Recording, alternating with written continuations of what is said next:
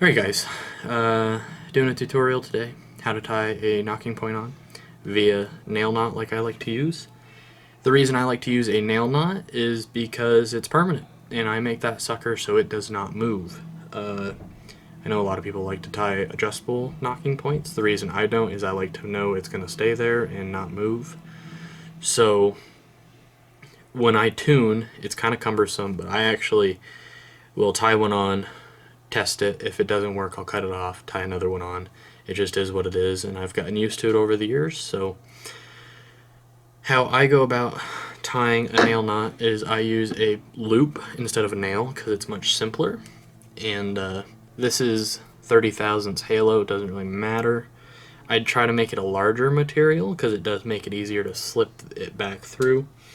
And then I'm going to be using some 25 thousandths 62 excess braided serving for the actual nail knot itself. I don't really care what it is. I try to make it a little bit bigger than the serving size if possible, and I try to make it a different color so it's a little easier to see. But other than that, it's pretty simple from here. I'll try to zoom in on the string a bit better. Sorry for my attire, I'm a redneck. I've gotten used to it. I hope you guys can too. Okay, there we go. So how you do this is you take your loop, place it on the string, and then take your serving material. I like to work away from me and back over, but you're going to want to work away from your knot end. So your knot's the side you're going to pull through.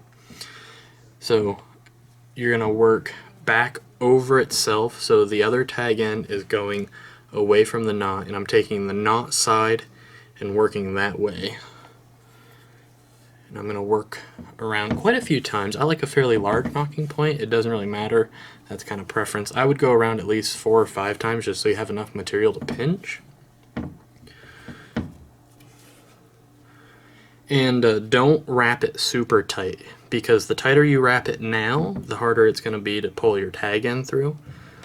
So what we have here is we have both tag ends on the upper side of the bow, and the side you were just looping, you take your loop of halo, you bring it through, so now it's through the loop.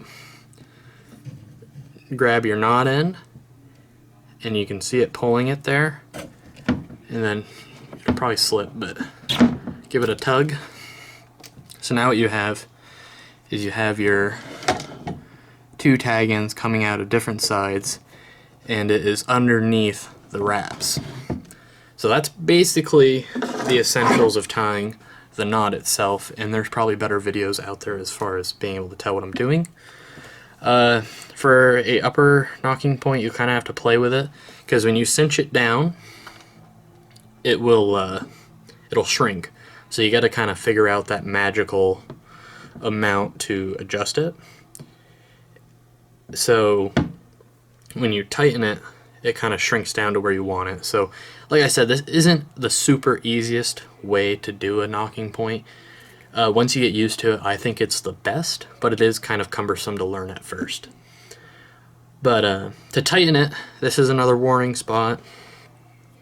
You can cut into your hands if you pull hard enough. I have mechanic hands, so mine are pretty rugged, so I don't worry about it. So I like to tighten this down basically as much as I can. Of course, I don't have my Leatherman with me.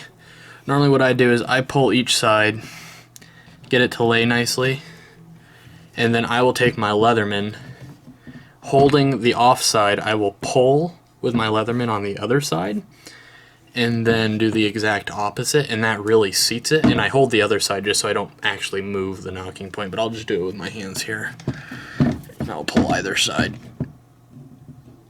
Okay, so that's pretty snug right now.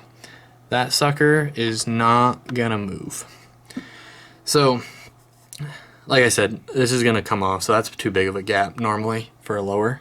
Normally you just want a little bit of wiggle room with your knock. Another nice thing about a nail knot is I don't personally cut it and then burn the ends. I've never had one slip on me just from cutting them flush. So at this point, take your old trusty knife, slip it up in there, up in, And I just literally cut it as flush as I can, and make sure you work away from the serving, because the last thing you want to do is actually cut your serving. But that right there is a very functional nocking point now. So I just tied this one. I actually have two of them. I have a pink one, and I actually ended up lowering my nocking point down to 7/16. So I hope that helped. Like I said, it's probably not the best quality video out there on how to tie one, but it is what it is. One take. I hope it helps somebody. And if there's anything you want me to do, let me know. I'll see if I can get around to it. Schedule's pretty busy, but I'm trying to expand the podcast a little bit more back into YouTube, so I'll see where it goes. Hope you guys have a good day.